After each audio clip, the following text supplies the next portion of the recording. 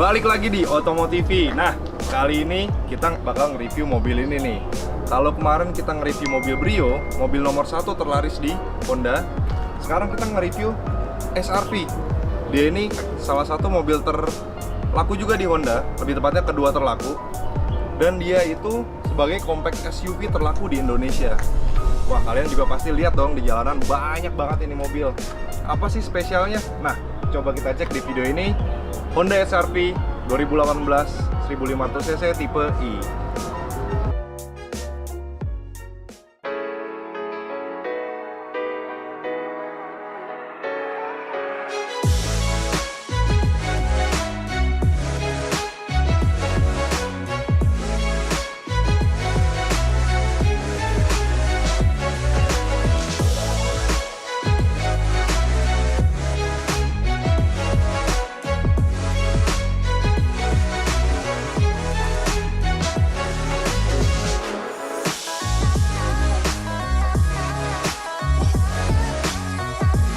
Oke, sekarang kita masuk ke eksteriornya. Dari depan, memang si desain dari Honda SR-V ini sulit untuk dikritik karena memang secara garis besar desainnya tuh memang hampir disukai semua orang. Sebagai compact SUV, dia tuh desainnya udah pas gitu. Besarnya, semuanya, lekukannya, tajamnya, itu udah enak banget dilihat. Dan yang kita dapat ini tahun 2018, dia mengalami festive minor, di mana di bagian depannya sekarang diberikan desain Honda Solid Wing Face. Yang kita lihat di sini, dia tuh menyambung chrome dari sini dan menyambung sampai ke tengah gini, jadi memberikan kesan yang gagah gitu, yang lebar. Ini saya suka banget sih desain yang baru ini. Dan dari sektor lampunya sendiri juga sudah dilengkapi dengan proyektor. Namun untuk yang versi ini belum menambahkan LED. Sedangkan yang special edition dia menambahkan LED untuk di semuanya. Jadi ini lampu DRL-nya, di sini lampu utamanya, dan lampu jauhnya di tengah sini. Baru lampu sennya ada kecil di sebelah kanan. Dan untuk fog lamp dia diberikan di bagian bawah. Serta kalau teman-teman lihat, seperti layaknya SUV, di bagian bawahnya dia diberikan garing-garing plastik.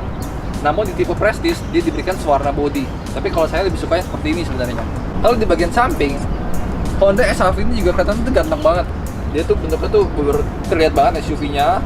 Di sini over fendernya diberikan plastik-plastik hitam doff. Lalu peleknya sudah diberikan yang pelek 17 inci dan dual tone. Yang tipe di bawahnya, tipe S, itu masih mendapatkan pelek alloy biasa warna silver. Kalau ini sudah bagus. Dan di bagian pintu dia nggak mendapatkan krom-kroman, jadi polos saja begini, tapi nggak apa-apa. Sedangkan di bagian handle-nya diberikan krom yang menurut saya solid, jadi dipegangnya tuh enak. Lalu diberikan juga keyless entry di sini, yang kalau bukanya tinggal dimasukin, tinggal tarik. Dan mungkin yang paling unik dari Honda SR-V adalah dia tuh pintunya di sini, jadi bukan di bawah gini. Mungkin kalau orang-orang belum pernah naik, handle pintu di mana nih? Handle pintunya di sini. Sekarang kita mulai ke bagian belakang. Bagian belakangnya pun juga tetap keren. Jadi dia tuh bentuknya tuh nggak terlalu membulat. Dia tuh masih ada diberikan di sini aksen yang tegas. Lekukan di sini tuh patah ke bawah, serta diperkuat dengan aksen chrome di sini. Dan di sini dia juga diberikan rear spoiler yang bagus, yang memanjang sampai sini, dan diberikan rear defogger. Lalu lampunya sendiri pun dia diberikan seperti bentuk gigi vampir gitu. Jadi mirip-mirip Innova, cuma beda bentuknya. Cuma bagus kok. Terakhir di bagian bawah bumper belakang diberikan garing-garing plastik ala SUV dan diberikan 2 sensor parkir.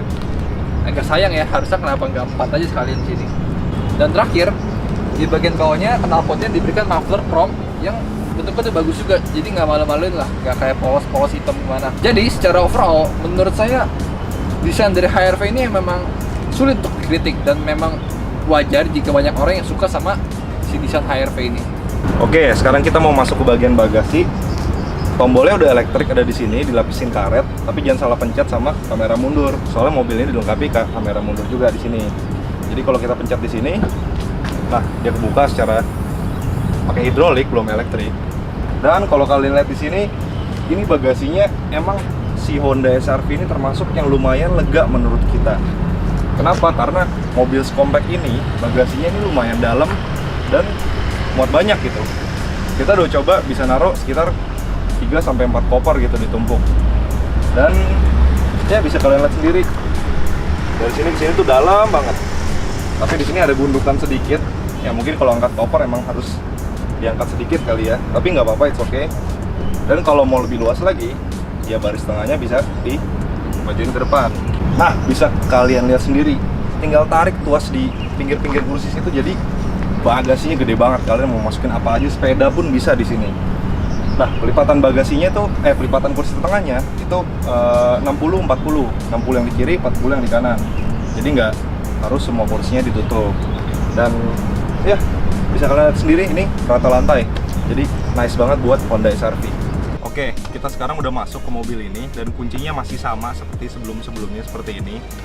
Dan cara masuknya pun udah gila. Jadi udah kayak kakaknya yang CR-V, buat kunci dipencet, buat masuk tinggal masukin tangannya. Tapi bedanya nggak beda sih, kurang lebih sama. Pelipatan jendelanya belum otomatis saat pintu dikunci, tapi nggak apa-apa lah. Nah, coba sekarang kita nyalain dulu mobilnya. Tinggal injek, dan tombol start stop engine-nya tuh udah keren banget gitu. Kalau kita injek remnya, dia nyala warna putih. Tuh, kita pencet, suaranya halus, dan kita disambut sama nggak disambut sih. Ini karena panas kita nyalain dulu ya AC-nya.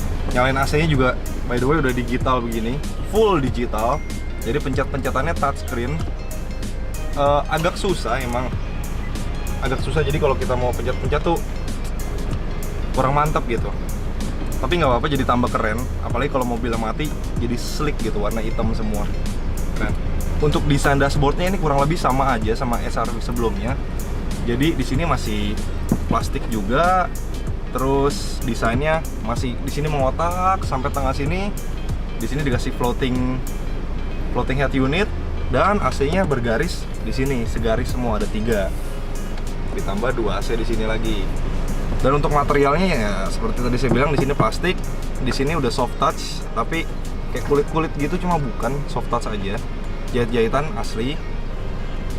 Terus yang saya suka dari mobil ini desain konsol tengahnya ini unik banget. Jadi dia dari sini garis lurus ke sini, ini slick banget. Jadi bener-bener kalau bisa dibilang compact SUV tuh ini pas banget. Jadi ini handrestnya di sini, ada garis ke sini, dan rem tangan juga udah elektrik di sini. Nggak cuma itu, di dalamnya ternyata dia floating juga, kosong. Di sini buat taruh barang-barang. Emang untuk kompartemen Honda nomor 1 deh. 1, 2, 3. Untuk bahan interior sendiri di tipe ini kebetulan semuanya dapat kulit kecuali tengahnya. Jadi tengahnya ini masih fabric, tapi dikasih warna hitam juga. Jadi nggak cepat kotor, dan fabricnya juga bukan fabric yang murahan, fabric yang bagus. Jadi kesannya kayak sporty tapi sedikit elegan gitulah. Di tengah sini juga dikasih bahan soft touch. Di sini plastik, cuma plastiknya bukan plastik jelek. Di sini soft touch, dan di sini di door trim sini ini semuanya dikasih bahan kain. Di sini kain, di sini kain. Tapi sekali lagi kainnya itu warna hitam, jadi nggak cepet kotor dan rusak. Di bagian sini ini masih plastik, dan di sini kain juga, tapi dikasih nggak warna hitam, warnanya masih kayak abu-abu gitu. Di sini juga. Untuk posisi nyetir di mobil ini lumayan oke, bisa dibilang oke banget. Kenapa? Karena ini mobil compact, tapi kita berasa luas di dalam. Dan untuk posisi nyetirnya sendiri ini bisa diatur setirnya secara tilt dan teleskopik. Teleskopiknya juga lumayan dekat ke badan kita. Tiltnya juga lumayan turun, lumayan tinggi. Jadi udah pas banget deh ini. Buat yang suka nyetir begini, atau suka nyetirnya seperti ini, itu bisa diatur sesuka hati kalian. Nice banget. Dan di setir ini bahannya juga udah kulit-kulitan, kayak plastik kulit gitu. Dan di sebelah sini udah dikasih cruise control. Nice banget. Nah, ngomongin control head unit, ini head unitnya masih yang tipe floating begini. Dan kalau kalian perhatiin nih, pas lagi kalian duduk, yang sebelah sini ke sini itu semuanya mengarah ke sisi driver. Jadi agak ke driver, AC-nya agak ke driver, sininya pun agak miring ke sini. Berarti kita bisa tahu ini mobil ini itu dibikin driver oriented juga, nggak cuma untuk penumpang. Tapi yang saya agak sebel, ini head unitnya memang ke arah kita sedikit. Tapi kalau jalanan lagi panas dan cahaya matahari masuk banyak, itu dia kurang maju gitu. Head unitnya terlalu dongak ke atas. jadi agak nggak kelihatan, agak ngeblur gitu layarnya. Itu aja sih, cuma nggak major, cuma agak mengganggu sedikit buat saya. Yang unik sebenarnya itu yang tadi saya bilang di awal, ini tempat ngatur-ngatur AC-nya ini tuh udah full digital. Jadi pencet-pencetannya tuh nggak ada, cuma ada layar kosong aja kalau mobilnya mati. Untuk masalah penyimpanan di mobil ini kayaknya kecil ya, tapi coba kita lihat deh. Pertama handrest ya, handrestnya itu bisa maju, bisa mundur seperti biasa Honda. Ternyata udah maju, jadi ini bisa kita mundurin, bisa kita majuin, dan nggak murah gitu berasanya, nggak jeduk gitu. Ini kayak gitu, itulah enak deh pokoknya. Ini bisa kita naikin, dipencet tombolnya. Tapi untuk kompartemen di sini tuh kecil banget. Ada 2 tempat sih, satu lebih tinggi, satu lebih rendah, tapi kecil banget. Tutup. Nah, di tengah sini. Ini dalam HP persis tinggi iPhone XS Max, persis tinggi itu. Itu menurut kita lumayan dalam. Dan buat taruh botol 2 itu enak banget. Dan ada sekat lagi di sini. Tuh, bisa ditutup. Ada 2, jadi kayak flap gitu, 2 bisa ditutup. Sama yang ini di tengah sini. Ini tempatnya lumayan banyak, biasanya buat naruh tisu dan lain-lain. Kalau di sini kayaknya bukan tempat buat naruh apa-apa, cuma bisa kalian taruh duit kali. Di bagian sini dikasih tempat naruh botol, kayaknya cuma 1, dan tempatnya kecil sih di sini, kecil banget.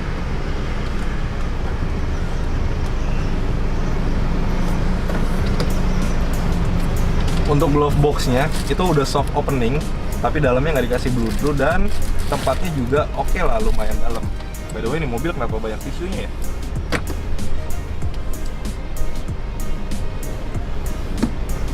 Nggak heran sih mobil ini laku, soalnya emang ya kalau kalian masuk nih berasa oke banget gitu, nyaman di dalam. Dan sekarang kita lanjut ke bagian belakang. Yuk. Sekarang kita masuk ke baris kedua. Untuk baris keduanya ini lega banget loh. Jadi kayak saya tuh bisa sampai lebih dari 10 jari ini. Ini posisi mengemudi Randolph yang tinggi 175 dan saya juga tinggi 175an. Ini masih lega banget. Dan walaupun dia agak tegak, ini masih bisa dimundurin. Jadi bisa ada direbahin sedikit dan mendapatkan posisi yang cukup relax. Walaupun kurang dikit lah ya kalau kita mau rebahin. Cuma ini udah oke lah. Lalu yang saya suka di bagian sampingnya, dia diberikan banyak sekali soft touch. Pabrik-pabrik seperti ini, di sini juga. Yang kalau teman-teman mau, ini tinggal diganti kulit semuanya dan diberikan jahitan-jahitan sehingga tidak terlalu polos. Dan ini bakal membuat SRV jadi mewah banget dan sangat nyaman karena ketika meletakkan tangan empuk gitu. Lalu yang saya suka lagi adalah dia diberikan aksen-aksen chrome seperti ini, melingkari handle-nya, juga di speakernya. Ini memberikan nuansa yang sangat mewah banget sih. Jadi nggak terlihat murah gitu. Untuk bahan-bahan di joknya sendiri bagian belakang sama seperti depan. Jadi samping-sampingnya pakai kulit, sedangkan di tengahnya pakai fabrik. Bagus juga karena jadi lebih adem, karena fabrik itu lebih bagus dalam memberikan sirkulasi udara. Lalu yang lucu adalah di sini dia diberikan armrest yang kecil banget. Ini armrest tertipis dan terkecil yang pernah saya lihat sih. Tapi nggak apa-apa kan, ini dia fungsional dan enak kok buat disenderin. Serta tingginya sama dengan yang samping. Jadi tinggal tiduran gini. Cuma kalau menurut saya ini headrestnya agak sedikit keras ya, kayak kurang enak aja gitu bentuknya. Nah kalau di bagian tengah, dia juga sudah mendapatkan headrest yang proper seperti ini, dan gundukannya pun tidak terlalu tinggi. Cuma bagian tengah ini entah kenapa keras gitu. Saya nggak tahu nih, kayak ada semacam apa gitu yang mengganjal, jadi kayak aneh, kurang nyaman kalau menurut saya di tengah ini. Coba kakinya masih lega karena tidak terlalu tinggi, serta masih ada headrest yang membuat duduknya masih sangat enak. Lalu di tengah juga diberikan cup holder yang cukup besar sehingga bisa menaruh minuman dengan baik. Jadi untuk bagian kedua masih sangat baik. Dan yang terakhir yang terlupakan adalah seat belt. Seat belt di HR-V ini masih sangat banyak sekali dan semua 3 titik. Hingga yang bagian tengah pun mendapatkan seat belt 3 titik. Lalu jangan lupa juga dia sudah diberikan Isofix di bagian belakang, sehingga untuk membawa bayi, untuk keluarga muda ini sangat cocok sekali.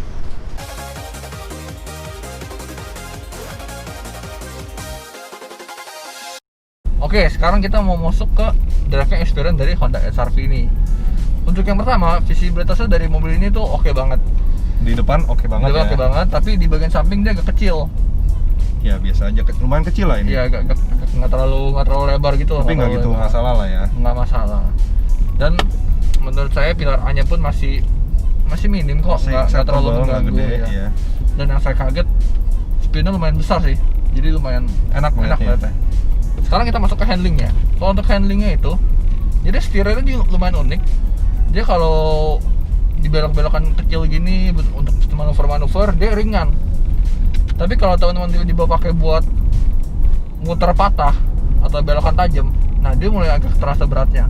Itu yang saya juga baru sadar juga nih, jarang-jarang.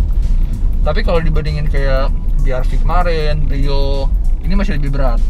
Walaupun nggak berat-berat banget. Karena dia sudah memakai electric power steering. Betul. Karena ini city car juga ya, ini kan compact SUV. Lalu kalau dibicara ketajamannya, anehnya mobil ini nggak setajam itu. Entah kenapa saya masih merasakan sedikit delay gitu, kayak nggak sesigap itu. Bahkan menurut saya masih lebih sigap sih Honda Brio. Ini menurut saya ya. Cuma enaknya mobil ini terasa lebih rigid. Jadi dia tuh karena bodinya memang compact gitu dan bannya peleknya cukup besar. Jadi saya berasanya ini lumayan rigid gitu feelingnya. Untuk radius putarnya mobil ini sudah cukup bagus. Jadi dia tuh cukup tajam. Jadi nggak ada kesulitan untuk di jalan-jalan sempit atau untuk putaran. Lalu body rollnya juga masih terasa. Jadi ini memang wajarnya SUV dan ini tinggi banget loh, termasuk tinggi mobilnya. Tapi masih dalam taraf yang normal. Ditambah seperti biasa ini kursinya enak banget loh. Jadi benar-benar menjaga samping banget itu. Dan juga lumayan empuk loh. Iya. Bukan kursi-kursi sporty yang keras gitu, dan ini lumayan empuk. Lumayan empuk. Jadi headrestnya juga lumayan empuk kan? Empuk. Dan besar gitu. Iya. Jadi numpang kepala banget. Untuk kenyamanannya secara ergonomis, saya boleh acungin jempol. Jadi mobil ini memang ergonomis itu enak banget ya. Kayak tadi Randolph udah bilang, ini tuh bisa digeser maju. Jadi kita naruh di sini sama taruh di sini. Dan dua-duanya sudah soft touch. Yang sini fabrik, yang sini kulit. Tapi nggak masalah karena ini enak banget. Dan pengaturan kursinya sudah bisa naik turun. Dan yang paling saya suka lagi adalah setirnya, teleskopiknya lumayan maju banget. Jadi enak gitu dipakainya. Lalu kalau bicara kenyamanan, nah untuk kekedapannya juga mobilnya sudah cukup baik sih. Jadi suara-suara dari luar nggak terlalu terdengar, dan yang saya suka suara dari bawah pun nggak terlalu mengganggu gitu. Walaupun masih terasa getaran-getaran ala-ala mobil Honda lah seperti biasa. Iya. Tapi masih sangat minim. Jadi dari mesin juga nggak gitu kedengeran. Apalagi mesinnya dari kecil luar sih. Udah cukup enak ini mobil. Cukup enak. Dan kalau untuk suspensinya, menurut kita memang HR-V ini medium ya. Jadi dia tuh dibilang empuk juga enggak. Karena dia kalau untuk jalanan yang kurang rata sedikit dia masih empuk. Tapi begitu kita ngehantem yang agak tajam atau posisi tidur yang agak tinggi, baru dia terasa kerasnya. Itu baru terasa, waduh, kok keras ya. Tapi overall nggak masalah karena masih sangat nyaman mobil ini. Nah, terakhir kita mau ngomongin performanya nih. Untuk performanya, hebatnya mobilnya juga bagus ya, Dov ya. Jadi kemarin kita cobain konsumsi BBM-nya. Di dalam kota kita dapat di angka 11,5 km per liter. Betul. Dan di luar kota kita naik jalan tol kecepatan konstan, dia dapat di angka 16,5 km per liter. Dan itu menurut kita lumayan hemat. Lumayan hemat loh. City car seperti ini. Iya, karena ini lumayan kencang. Walaupun dia mesinnya 1500 cc, tapi berasa kita gitu. coba 0 sampai 100 kemarin tuh, dapat di 10,9 detik. Betul. Jadi lumayan banget ya. Performanya bagus, efisiensi BBM juga bagus. Kenyamanan juga dapat. Kenyamanan dapat. Dan handlingnya pun enak gitu. Nah, jadi buat kalian yang suka nih, kayak walaupun ini kan CVT, mungkin aduh hambar gimana. Nah, teman-teman dikasih pilihan pedal shift. Jadi ketika berkendara jadi lebih terasa lebih seru gitu kalau mau lebih kencang-kencangan. Betul. Nah, sekarang sebagai kesimpulannya, saya akan memberikan 3 alasan kenapa HR-V ini sangat baik untuk dimiliki. Yang pertama adalah desainnya. Desainnya tuh dari eksterior dan interiornya itu bagus, terutama bagian dalamnya. Nah, bagian dalamnya itu dia tuh unik dan berbeda dengan mobil-mobil Honda yang lain. Ini yang membuat rasa yang lebih mewah. Yang kedua, baik dari performa mesinnya pun bagus. Dia tuh mendapatkan mesin 1500 cc, tapi dia tuh irit dan lumayan kencang. Walaupun tarikan awalnya nggak sekencang itu, cuma ketika di bawah dia tuh nggak pernah kekurangan tenaga, terutama di jalan-jalan seperti jalan tol. Dan terakhir, yang ketiga yang paling saya suka adalah konfigurasi joknya. Jadi secara overall, ketika jadi penumpang, dia tuh posisi duduknya enak, serta jadi pengendaranya pun juga enak karena driver oriented banget.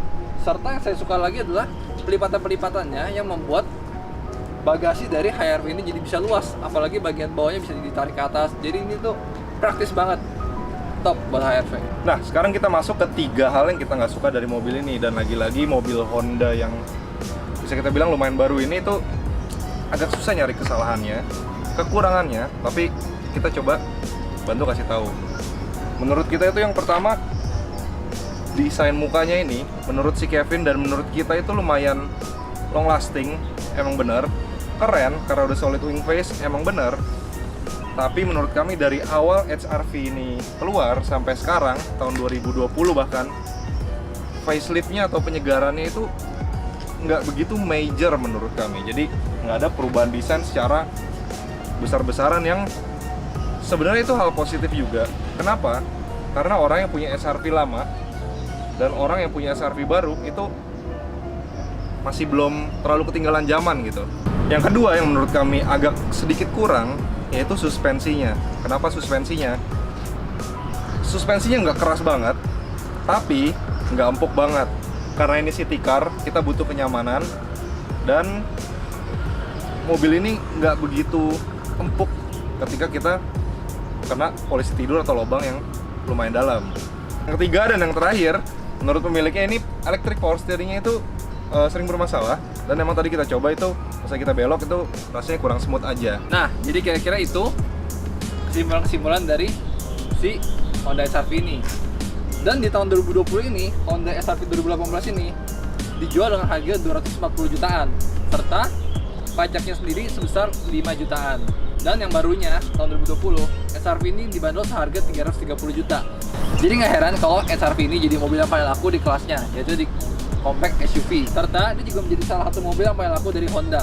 Kenapa? Karena memang kita tahu sendiri banyak banget kelebihannya, seperti enak di bawahnya, hemat, tinggi juga desain yang compact, serta kabinnya yang lega. Ini yang membuat banyak banget eksekutif muda serta keluarga-keluarga muda yang memilih mobil ini sebagai mobil pribadinya sehari-hari. Kalau gitu, terima kasih sudah nonton video ini sampai akhir. Dan jangan lupa klik like, komen, dan subscribe. Dan sampai jumpa lagi di video berikutnya masih di Automotive TV.